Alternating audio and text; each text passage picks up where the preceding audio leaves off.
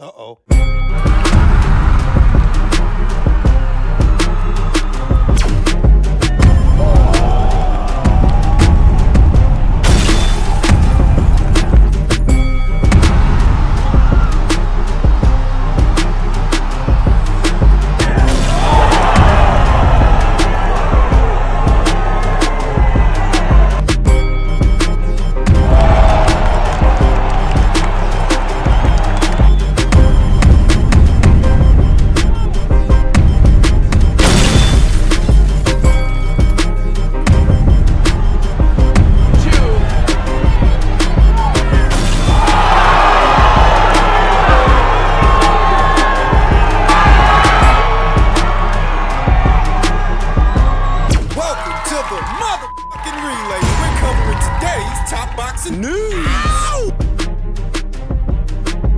Okay, we'll start with this, what is another look at Maisy Rose-Courtney's upcoming fight, rebound fight, fresh off her first professional loss to Poland's own Jasmina Sopotnicka. Maisy Rose will be returning to action in a few days' time opposite the ring Claudia Ferenczi, journeywoman Crawford, with 117 professional losses. You heard that right. A record of 20 wins, 117 losses with 10 draws from Slovakia.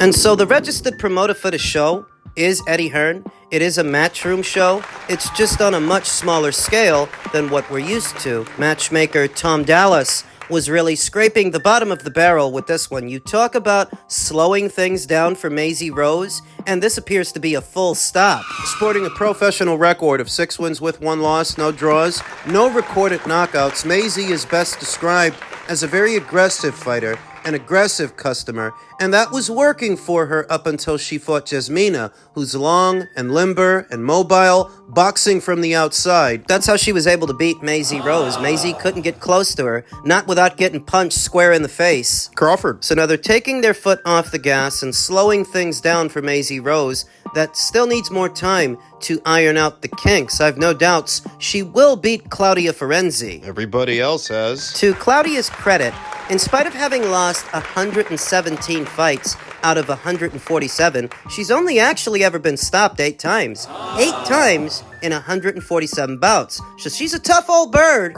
She'll be facing Maisy Rose next in a contest scheduled for 6 rounds in the women's flyweight division. Flyweight, that is where Gabriela Fundoria was just crowned undisputed champion. She's got all the marbles, all the belts. Though because she's completed that goal, it's conceivable that Gabriela will now move up. There's not much reason for her to stay in the flyweight division, making this a very opportune time for a fighter like Maisy Rose to get in position to fight for a belt. Perhaps not right away. No. But the crux of it is, a fighter like Maisy stands a better chance of becoming a champion down the line, so long as she doesn't have to fight Gabby. If you put her in there with Gabby, it's going to be the Jasmina Sopotnicka fight all over again, but worse, a lot worse, because Gabby's got power, buckets of power. Bundles. You saw that Jasmina Sopotnicka's height and length and distance control was enough to disrupt Maisy Rose. Tack on more height, tack on more length, and even more power. She'd knock Maisy Rose out. I have no doubts in my mind. She would stop Maisy Rose today, tomorrow, and a year from now. The silver lining is she may not have to have that fight because, as stated, Gabby's got no reason to stay in the flyweight division anymore.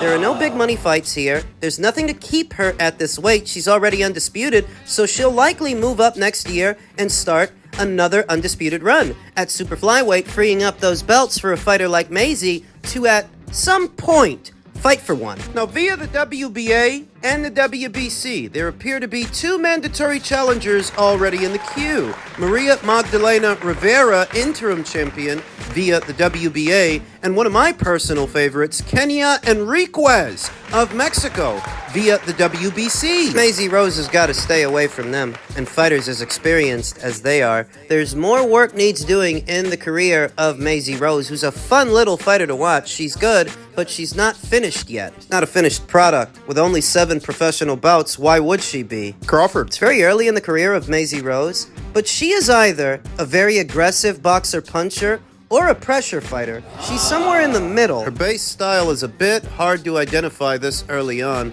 because she has the ability to box and punch like a boxer puncher, but she's so mean-spirited, so spiteful, she resembles a pressure fighter, trying to get close to you, trying to overwhelm you with combinations on the inside. It's entirely possible for a fighter to have two base styles, two separate base styles. They toggle through depending on who they're fighting, like what we see with Terrence Crawford. He can be a pure boxer or a boxer puncher. What we see from Canelo, he can be a boxer puncher or a pressure fighter. Though usually, fighters that have more than one base style are the cream of the crop, elite and established, and that is not Maisy Rose at 6-1. She's not there yet, but those raw materials, she could develop into a boxer puncher, she could develop into a pressure fighter. Maybe down the line, she can be a bit of both. Crawford. I anticipate Maisy Rose is going to rebound off the loss on the 13th. She's going to win her next fight, and there's more work needs doing for the youngster. So we'll see how she makes out on the 13th. I like Maisy Rose to win a points decision, though that hardly makes me Nostradamus. She's fighting a girl with over 100 losses.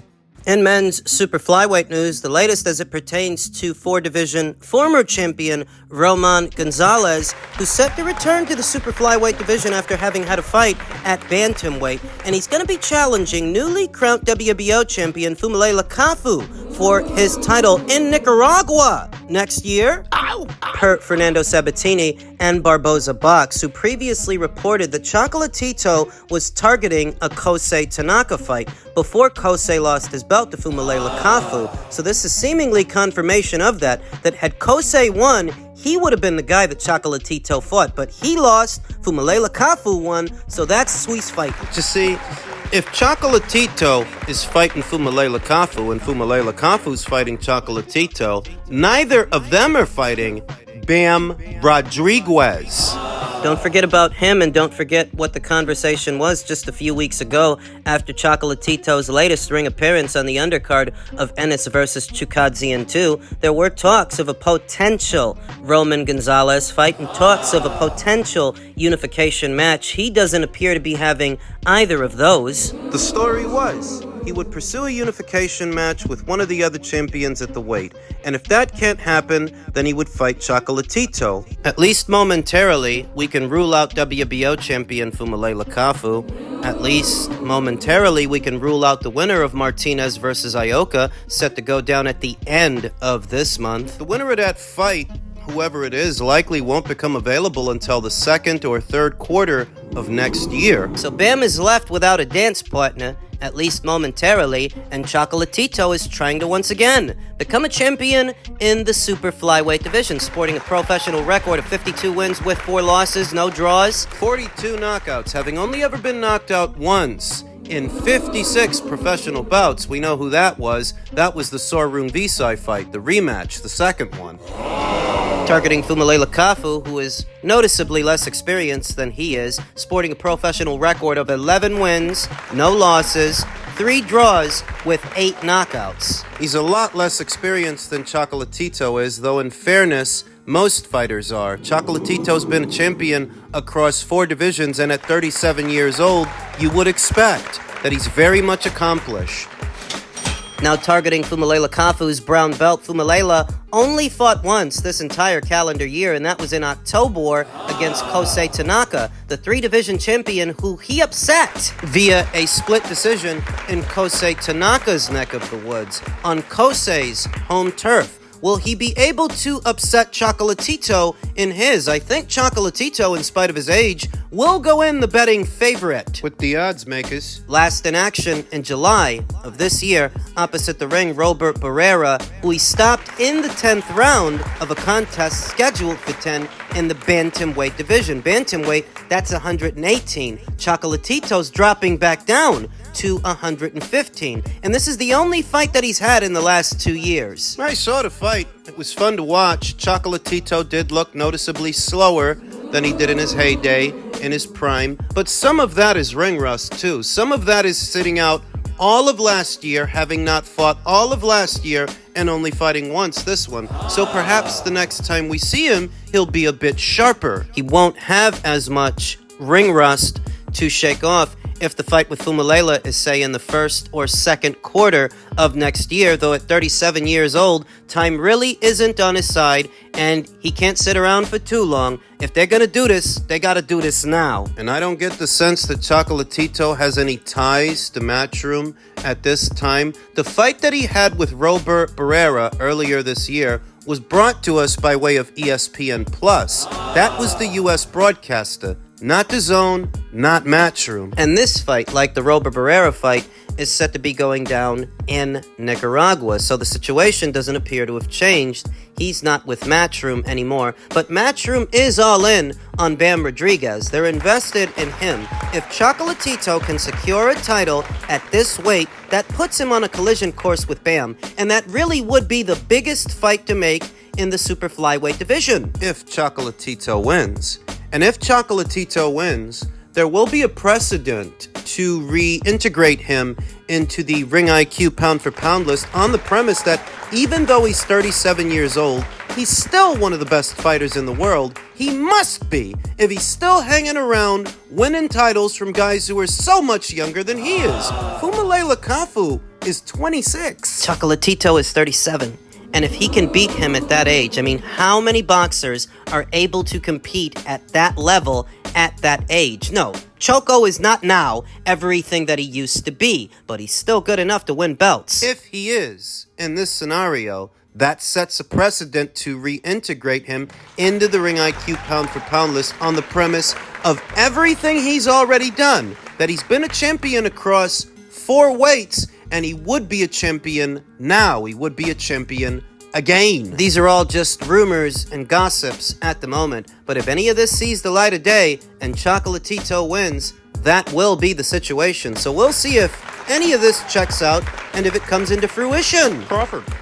And finally, Floyd Mayweather, some days ago, took to his social media, posted an image of the upcoming Benavidez versus Morrell bill that he called the best card of next year, the best card of 2025. In fairness, he said this before Turkey announced his big Riyadh season show, which so clearly is better than this one at a more affordable price. Though Wood Floyd had said the same. If he knew what Turkey was planning, if he knew what Turkey and the Saudis were set to announce, you know he probably would have. He probably would, because Floyd's stuck in a bubble. He thinks it's still 2015. He still thinks he's the authority on all things boxing, and he has the final say.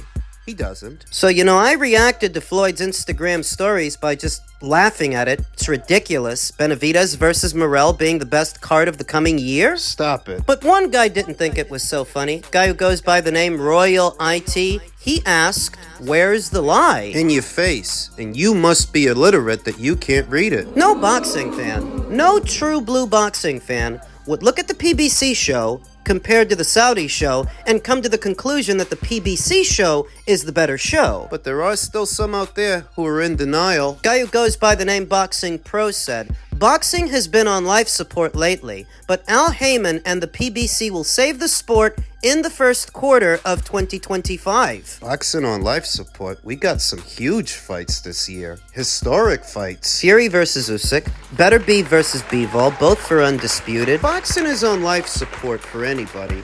It's gotta be Al Haymon and his PBC.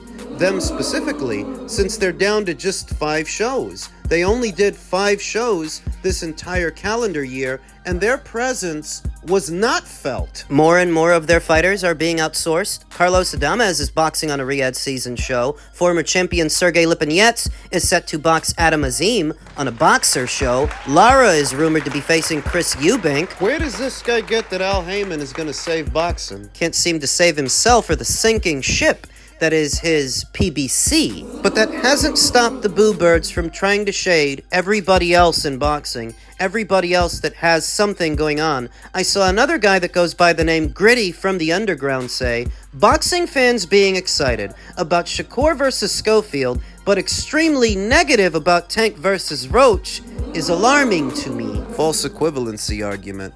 Those 2 fights were not made under the same pretenses. Javante chose Lamont Roach. There was time to find somebody better. There was ample time to make a better fight, especially after the fight date ended up getting moved from late this year into 3 months into the next one, you could have picked somebody else. Not for nothing, you could have picked Shakur. He was free, and so were you. Where is Shakur? He didn't target Floyd Schofield. He wasn't after him. That wasn't even who he was supposed to fight.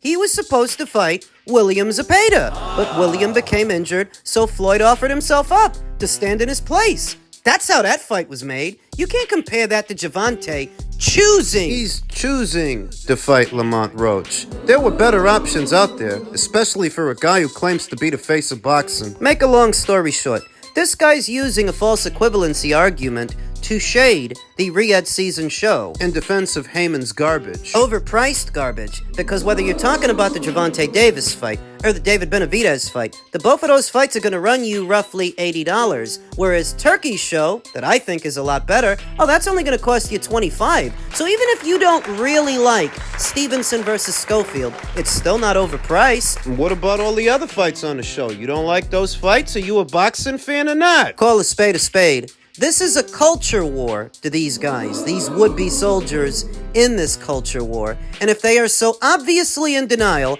and defending Al Haymon, it's from some fleeting sense of self. Doing it for the culture. What appears to be a spiritual war between boxing culture that pertains to actual boxing and woke culture That pertains to degenerates. These guys have been in denial about Al Haymon's failures for years now. And if they really cared about the culture, the quote-unquote culture, and the health of his PBC, they wouldn't steal so many of his fights. They wouldn't steal so many of his pay-per-views. So that when somebody on the other side of the aisle points out that the Saudi show is better than Haymon's show, now you want to rally the troops? You're a day late and a dollar short, buddy. They've lost every major broadcast partner they've had.